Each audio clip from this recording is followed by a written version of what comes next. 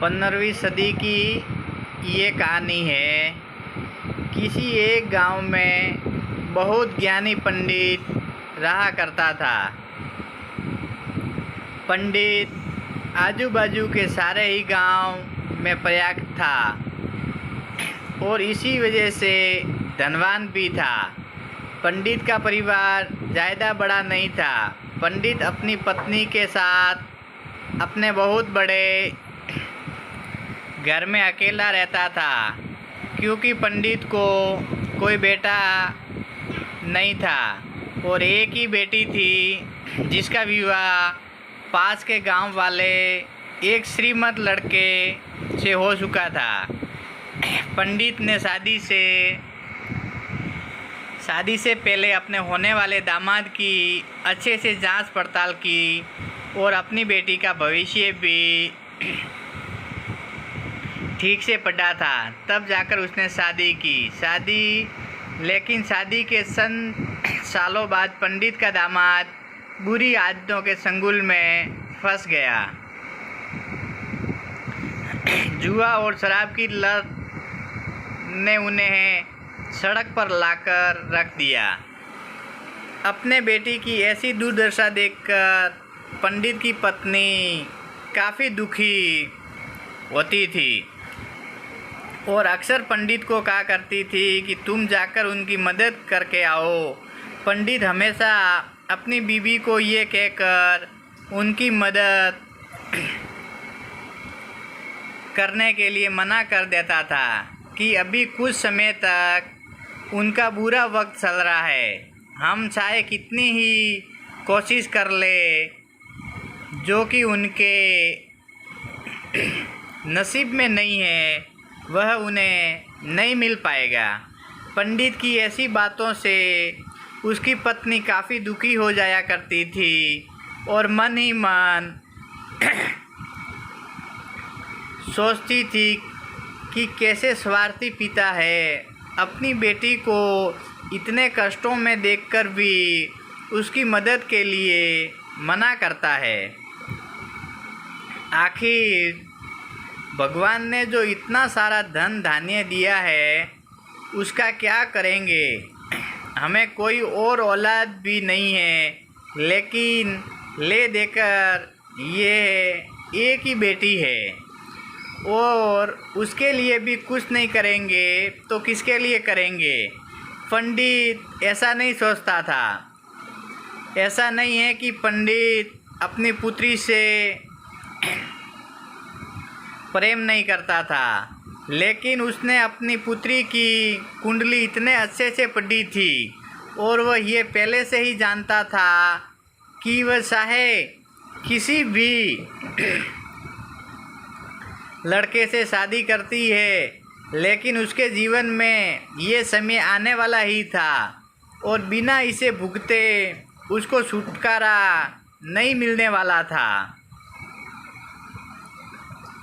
एक दिन खाने पीने के लिए भी मोहताज हो चुके पंडित के बेटी और दामाद उसके घर पर आए। पंडित और उसकी बीवी ने दोनों का खूब आदर सत्कार किया और खूब अच्छा खाना खिलाया। बेटी और दामाद की पंडित से सहायता मांगने की हिम्मत ना हुई, इसलिए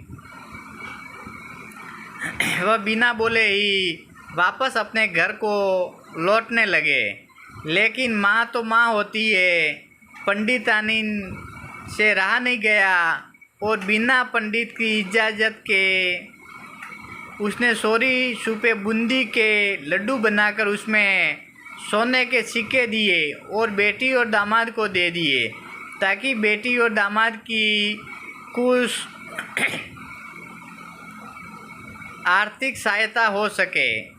पंडिताइन ये भी जान गई थी कि बेटी और दामाद शर्म के मारे उनसे मदद नहीं मांग रहे हैं, इसलिए उसने बेटी और दामाद को लड्डू में छिपे सिक्कों के बारे में कुछ नहीं बताया।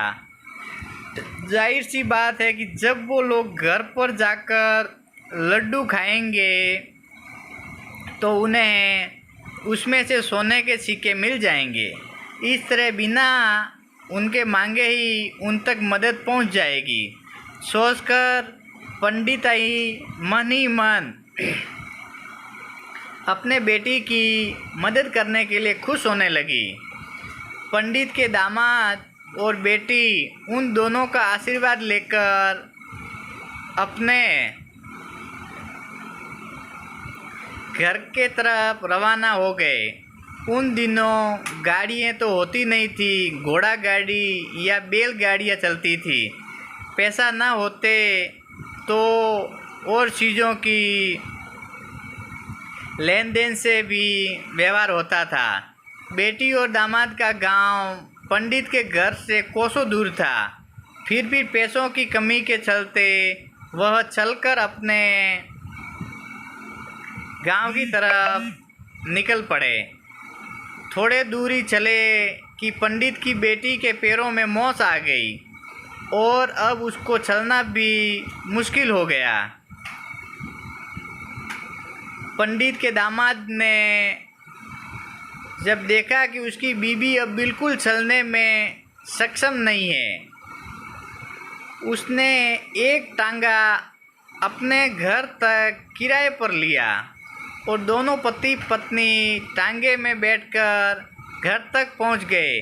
लेकिन टांगे वाले को देने के लिए उनके पास पैसे नहीं थे, इसलिए पंडिताई ने जो बूंदी के लड्डू उन्हें दिए थे वही किराए के तौर पर उस टांगे वाले को दे दिए। टांगे वाला बूंदी के लड्डू को लेकर वहाँ से चला गया। टांगे वाला अपने घर की तरफ जा रहा था, तब उसे एक हलवाई की दुकान दिखी।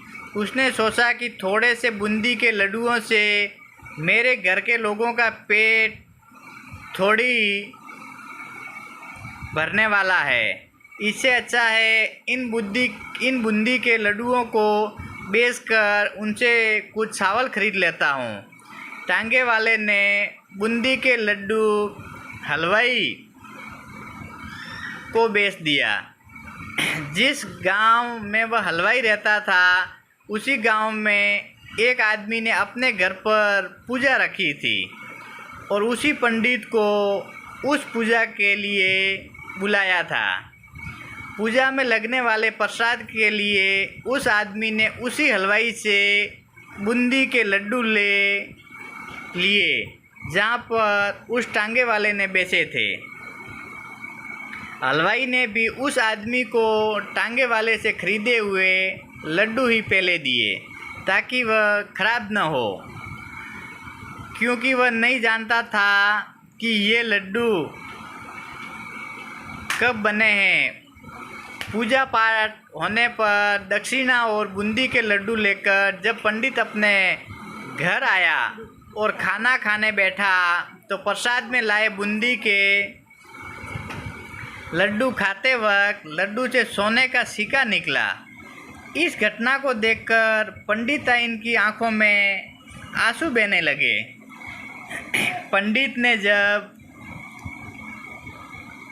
पंडितानी से उसके रोने का कारण पूछा तो पंडिताइन ने पंडित को सब कुछ बताया और पंडित से उनकी बातों पर भरोसा ना करने के लिए माफ़ी मांगी।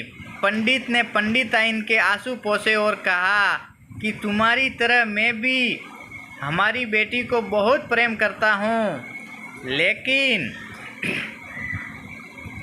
अगर हम उसकी आज मदद करते हैं तो दामाद हमेशा हमेशा ऐसे ही मदद की अपेक्षा रखेगा और अपनी बुरी आदतों को कभी नहीं छोड़ेगा। पंडिताइन भी अब पंडित की बातों से सहमत हो गई। 2-3 महीने बीत गए। पंडित के दामाद और बेटी फिर से एक बार उसके घर पर आए।